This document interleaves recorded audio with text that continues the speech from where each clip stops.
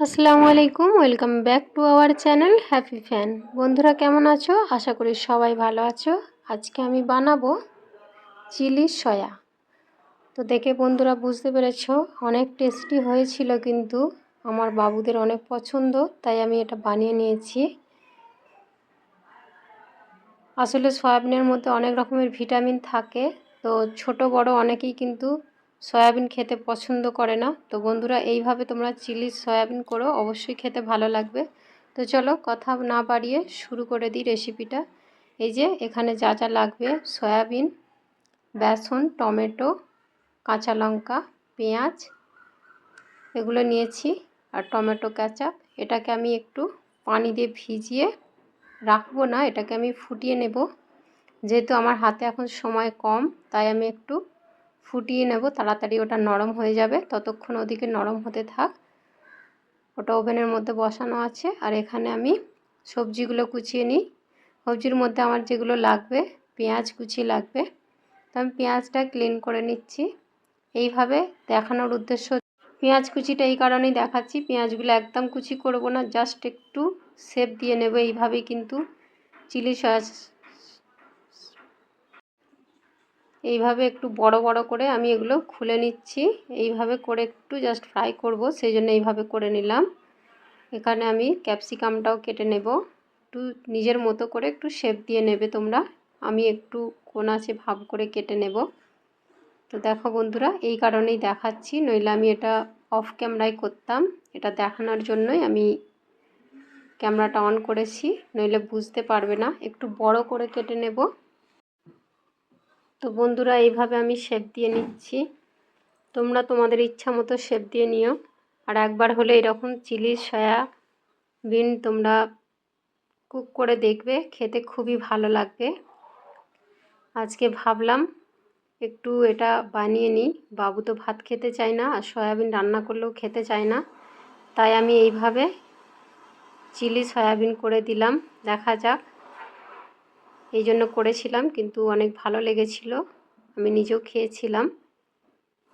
Tomato একদম কুচি করব না, জাস্ট এইরকম একটু বড় করে আজকে টমেটোগুলো কেটে নিচ্ছি।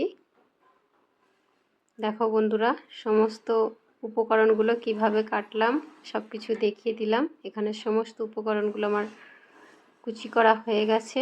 তো আমি আর একটা জিনিস কুচিয়ে নেব, সেটা হচ্ছে রসুন কুচি। এখানে আমি আদা রসুনের পেস্ট নেব না, বা আদা রসুনের পেস্ট দেব না, সেই জন্য আমি একটু রসুনটা কুচিয়ে নিলাম। এখানে আমার এটা হয়ে গেছে, একটু ঠান্ডা করে নিয়েছিলাম। এর মধ্যে কিন্তু অনেকটা পানি জমেছে, তো পানিগুলো আমি নিংড়ে ফেলে দিয়ে একটা বাউলের মধ্যে উঠিয়ে নিচ্ছি। যেহেতু সয়াবিনটা চিলি সয়াবিন করব, তো এগুলো ফ্রাই করা লাগবে। তো এখানে তেল আমি গরম করতে দিয়েছি, ততক্ষণে আমি ওদিকে ম্যাগনেট করে নিই। এর মধ্যে দিয়ে দিলাম বেসন, দিয়ে দেব নুন, হলুদের গুঁড়ো, সামান্য লঙ্কার গুঁড়ো দেব, যেহেতু এত কাঁচা লঙ্কা দেব, আর ছোটো বাবুটা খাবে, বেশি ঝাল করব না। জাস্ট একটু কালার আসার জন্য এটা দিলাম। উপর থেকে দিলাম একটু চাট মশলা, তোমরা যে কোনো মশলা দিতে পারো, ম্যাগি মশলা, যে কোনো মশলা দিতে পারো। তো দেখো, তেল পুরো ফুটন্ত অবস্থায় সয়াবিনগুলো ছেড়ে দিলাম। আর কালারটা দেখো বন্ধুরা, একদম টকটকে লাল হয়েছে, কিন্তু এগুলো আমি একদম হাই ফ্লেমে রেখে ফ্রাই করে নেব। তো চলো বন্ধুরা, হাই ফ্লেমে রেখে আমি এগুলো ফ্রাই করে নিচ্ছি। একবারে হবে না, আমাকে দুবারে করতে হবে, কারণ আমি এখানে 250 গ্রাম নিয়েছিলাম। তোমরা চাইলে এর থেকে কম বা বেশি প্রয়োজন মতো নিয়ে নেবে।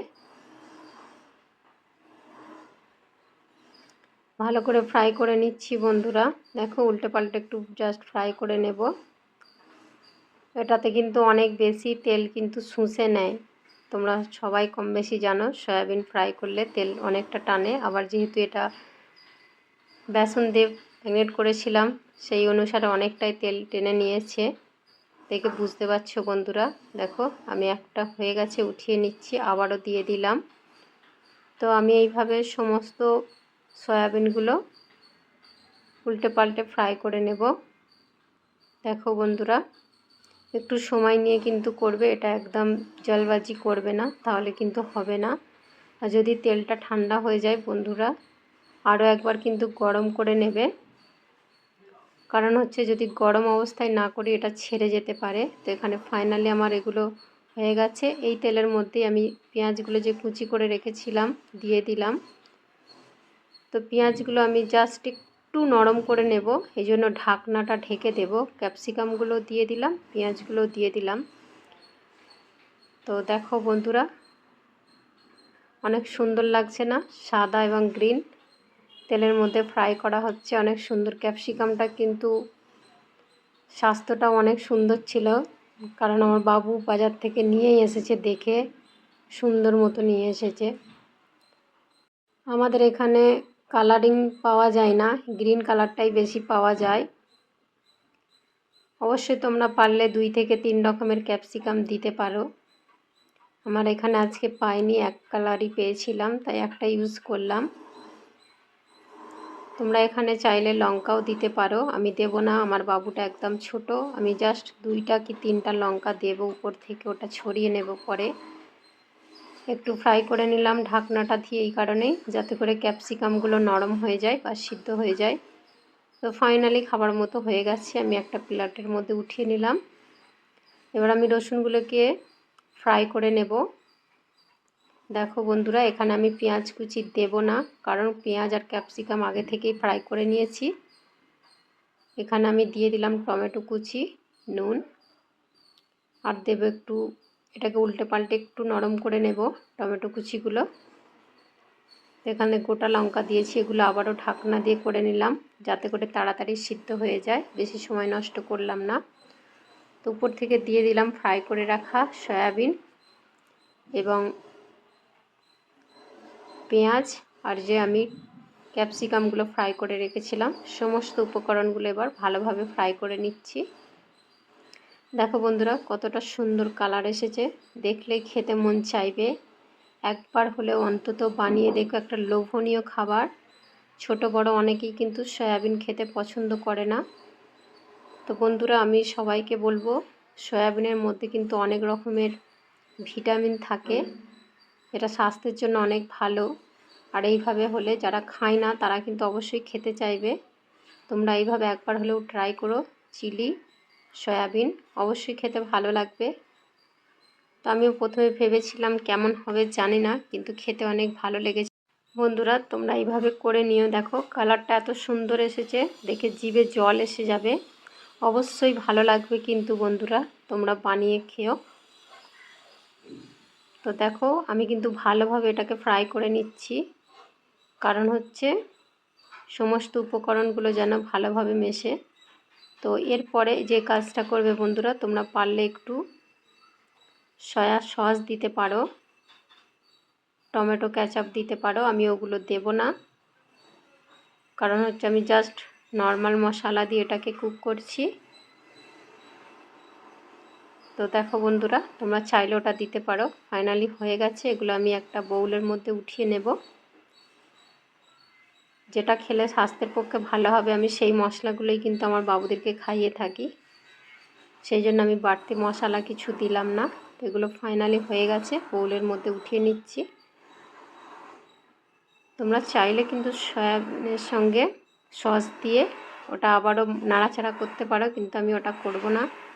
আমি জাস্ট উপর থেকে একটু টমেটো কেচাপ দিয়ে নেব, যাতে কি ওরে সমস্ত বাচ্চারা, ছোট্ট বাচ্চারা কিন্তু এই টমেটো কেচাপটা খুব মনোযোগ দিয়ে, টমেটো কেচাপ দিয়ে যে কোনো খাবার দেয়া হোক না কেন সামনে, তারা কিন্তু তৃপ্তি ভরে খেয়ে নেয়, সেই জন্য উপর থেকে এটা দিয়ে দিলাম। সো ফাইনালি বন্ধুরা, লুকটা দেখো, দেখলে অবশ্যই ভালো লাগবে। আশা করি বুঝতে পেরেছো। আমার রেসিপি যদি ভালো লেগে থাকে, লাইক কমেন্ট শেয়ার করবেন বন্ধুরা। আমার চ্যানেলে যদি প্রথম হয়ে থাকো, অবশ্যই চ্যানেলটিকে সাবস্ক্রাইব করে পাশে থাকবে। তো আজ এ পর্যন্তই বন্ধুরা, ভালো থেকো, সুস্থ থেকো।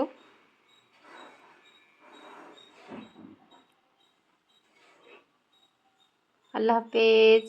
আমার বাবু কিন্তু এটা অনেক তৃপ্তি ভরে খেয়েছিল, দেখেই বুঝতে পারছো কীভাবে সে বসেছে খাওয়ার জন্য। লাইক দিচ্ছে পছন্দ হয়েছে বলে। ভালো থেকো, আল্লাহ হাফেজ।